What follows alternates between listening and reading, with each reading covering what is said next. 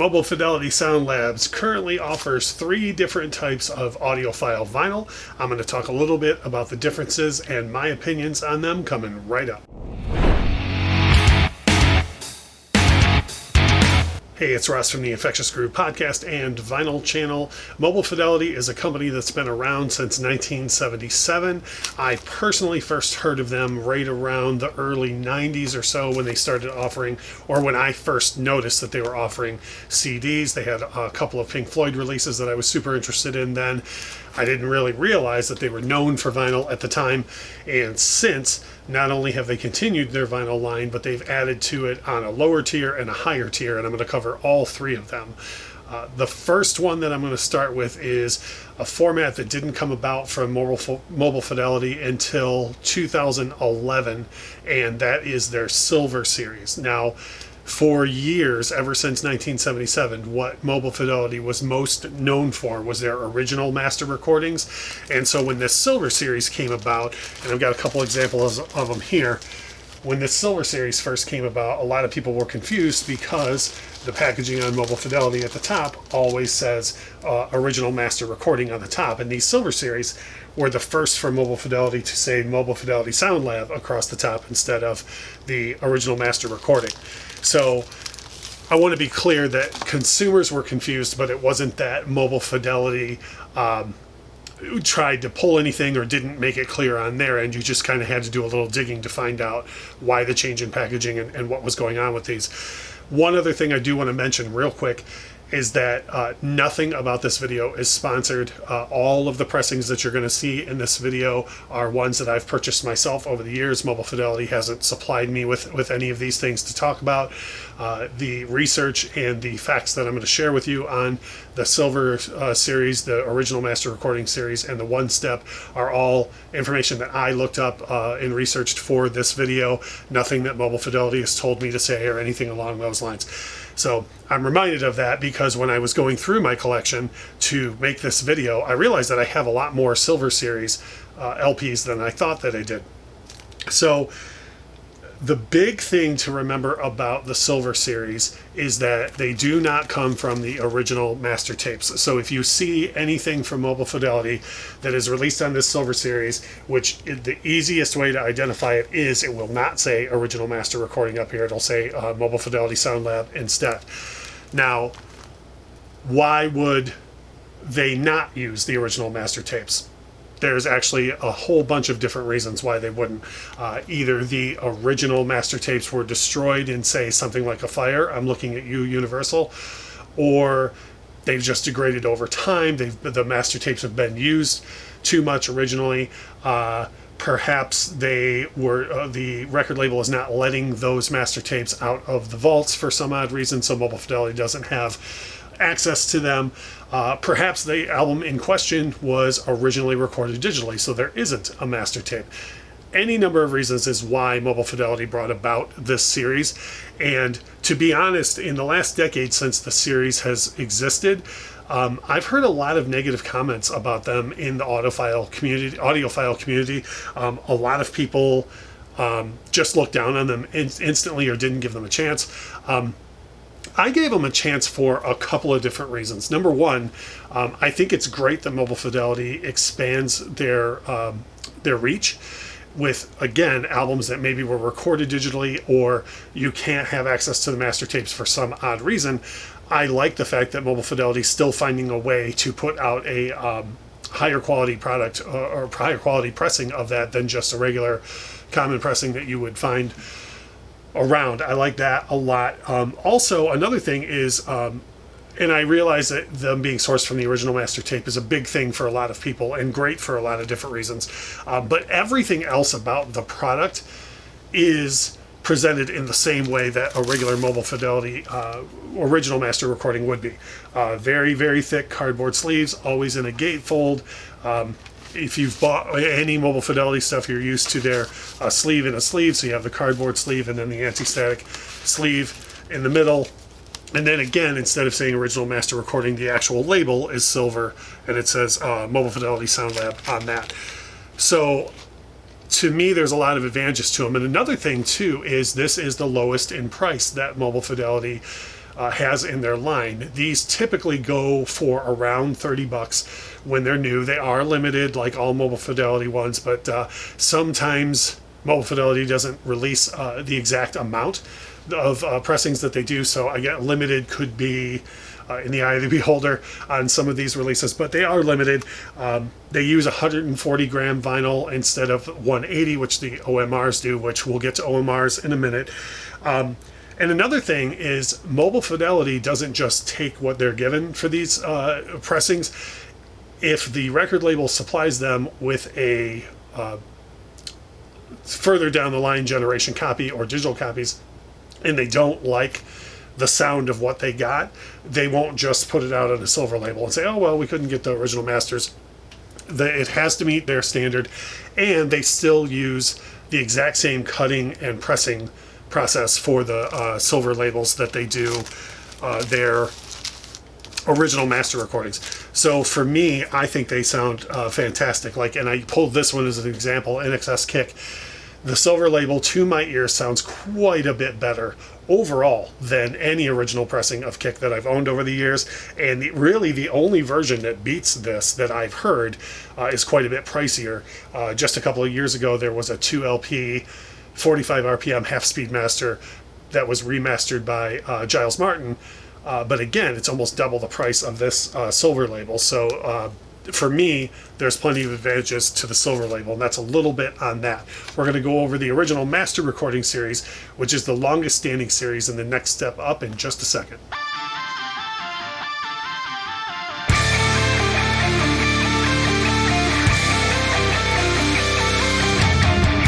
Next up in the MoFi lineage is the original master recording series. These are the ones that I think most people know the most about, so I don't think I need to go into too much detail on them. But as you might imagine, these are all sourced from the original master tapes. And as I showed on the Silver series, what I had been used to prior to the Silver series coming out was all MoFi releases saying original master recording at the top. And so pretty much every version of the OMR series you can identify right from that being on the top. All of the releases in this series, in addition to being from the original master tapes, are all half-speed mastered. They're usually all released on 180 gram vinyl. Most of what I've come across are at 33 1/3 RPM, but there are some releases out there that are at 45 RPM. One that comes to mind recently I did a video on for the channel was the Run DMC Raising Hell. They put that over 2 LPs at 45 RPM, and I'm certain there are other examples out there as well. Price range on these when they're new at retail tends to go anywhere between 40 and 60 bucks from what I've seen. With the quickly escalating prices of vinyl, that may go up further, but for years that's been just about the standards on them. A lot of these OMRs are highly sought after just for rarity alone, regardless of sound quality. For example, I have the Beatles White Album here. Opinions range all over the place on how good or not good the Beatles sound on Mobile Fidelity. This one here I have because the White Album is my favorite Beatles album, and I have several different pressings of it. It's one of the few records that I do that with. But if you ask 10 people, you're going to get 10 different answers on whether this is the definitive version of the album or not. Another one, for example, that's highly, highly, highly collectible is Sinatra Live at the Sands. But most people agree that this is hands down the best way to listen to this album. For sure, for me, I did a video on this one specifically on the channel. Hands down for me, this is the best way to listen to this album. So I've had both experiences with OMRs. I have had some that I've bought that I ended up liking another pressing better than the original master recording from MoFi. One that springs to mind was Angel Dust by Faith No More. I was so excited when Mobile Fidelity did that pressing. I ended up picking it up. Someone else did another pressing soon after that. I want to say it was actually Music on Vinyl. And I ended up liking the overall sound of that pressing better, again, to my ears. So a lot of times the specialty of original master recordings comes from their rarity. They become rare pretty quick. And a lot of the older issues that came out in the late 70s or the 80s, companies may not have access to those original master tapes anymore, so sometimes by default, really the best version of the album that you can find, or the most limited version of the album that you can find, is when Mobile Fidelity pressed the original master recording. Again, these are the most common out there. It's the most well known, so I don't think I have to cover a whole lot. But if you have more questions on the original Master Series, by all means, leave a comment below, and I will do my best to research it for you. But I think they're the most common and the ones that people know the most. I don't really have a lot of opinions on all the different pressings that are out there.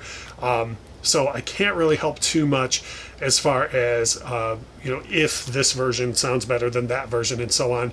But I would love to watch and entertain the debate in the comments below. So that's a little bit about the OMR series. Next up, we're going to get into the big boy, the highest tier of Mobile Fidelity, and that's the one-step records.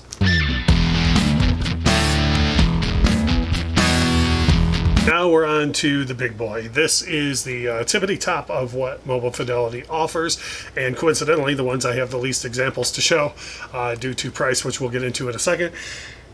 The highest line that Mobile Fidelity offers currently is their one-step LPs.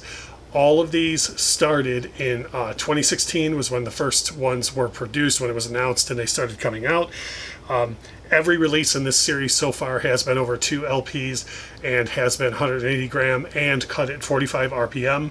On top of that, they're not on regular vinyl, they're on what Mobile Fidelity calls super vinyl. It's a compound that was created by Neotech and RTI, and that results in a translucent, I will have a picture of this so you can see it a little bit better, a translucent LP, and overall that is supposed to contribute to how quiet the one-step LPs are, and the one-step process itself is supposed to contribute to that as well. So most LPs, from commonplace all the way up to something like an original master recording from Mobile Fidelity, come from basically a 3-step process where you have the master tape itself, then from that they create a stamper, and then that goes over to, they create a lacquer, that goes over to a negative, then they create a stamper from that, and then after those 3 steps you get your commercial vinyl that you pick up in the record store. What Mobile Fidelity has done with the one-step process is taken 2 of those out. So they go from the master tape, they create a lacquer that they can only use so many times, which they call a convert. Most people refer to it as a stamper. So they take that one and make all the pressings from that, so you don't have the 2 extra steps, thus the title One Step. So in short, the idea here is that the pressing that you're getting is as close as possible to the master tape. And again, that in conjunction with the super vinyl is supposed to help a number of things. Way higher highs, lower lows, so a much increased dynamic range.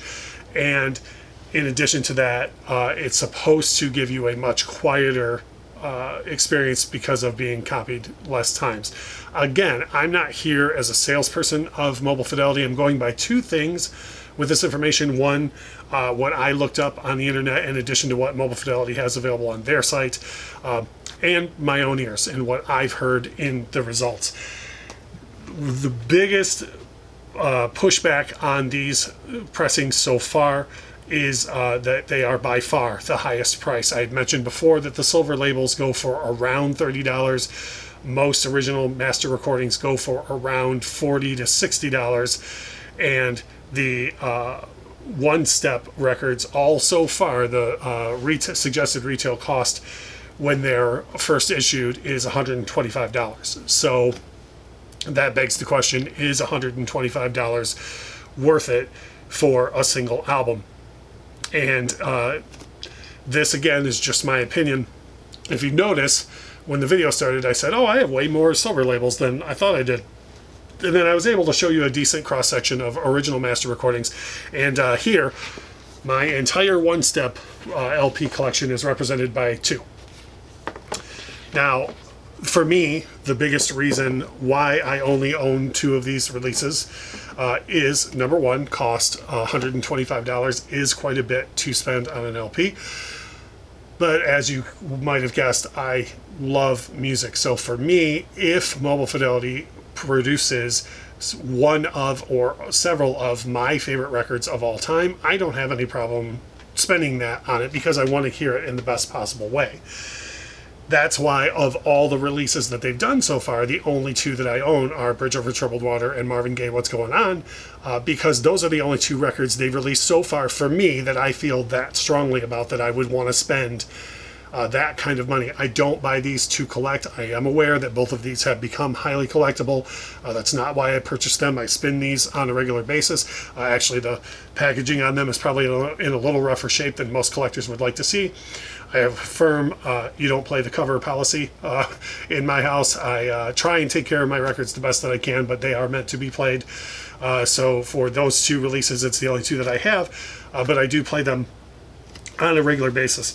So price is the big obstacle on these releases, but at the same time, I admire the fact that Mobile Fidelity is still trying to innovate in a very old technology and come up with a new way to present it to everyone. And speaking of presentation, they do a nice job with the presentation. As we've gone through the themes, there's always the strip at the top of Mobile Fidelity. They do it in gold foil on here. Some people actually don't like that they have the smaller album cover on the box. I think it's kind of cool. I think it's a nice, just a nicer way for the whole package to be presented. And then on the inside, when you get your two LPs on the inside, like you usually get in a Mobile Fidelity pressing, again, they've done the gold foil and the smaller album cover. And per all Mobile Fidelity releases, it's a sleeve and a sleeve, cardboard sleeve on the inside. No printing on it or anything like that, just a plain cardboard sleeve and a plain rice paper sleeve. So it's kind of a minimalist look overall. But I personally, again, for the albums that I absolutely love in life, game changers for me, emotionally changing albums, artists or albums that had a huge impact on my life, I have no problem. I would love to see more of those type of albums, for me specifically, released. But I do not plan to buy the entire series. I don't plan to buy any more that I have that have been announced as of the filming of this video. That could change at any moment. So that's a little bit about the One Step series, which again, we've gone through so far. The Silver series is kind of the low end, but for the reasons I said, I wouldn't call it a low end product. They're middle tier, and what was king of the mountain for a long, long time was the original master recordings. And then on top of the mountain since 2016 is their One Step product. So after that recap, what do you think? What do you think about Mobile Fidelity in general? I know I didn't cover any of their SACDs or their regular CDs or the cassettes. This is a vinyl channel, so I don't have too much experience with those outside of the one or two that I owned in the early 90s that I liked. But what do you think about the series? Do you own any silver labels? Do you own any original master recordings? Do you own any One Steps? What do you think about the pricing overall on each tier? What do you think about the overall quality versus the dollar amount? I want to hear from everybody regarding what you think on all of those things. As always, if this is your first time on the channel, please make sure to hit subscribe. If you enjoyed this video, please make sure to hit a thumbs up. And if you don't do either of those things and you have opinions on Mobile Fidelity, which I venture to guess if you're watching this video you do, please make sure to leave a comment below, and I would love to talk to you about it. Thanks for watching.